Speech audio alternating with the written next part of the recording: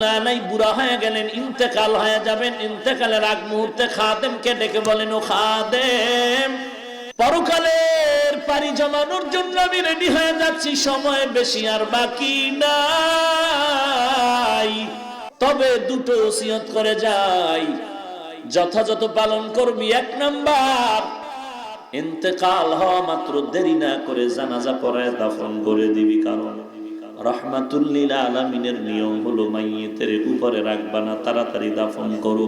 যত দেরি করবা ততই মাইয়িতের কষ্ট হবে।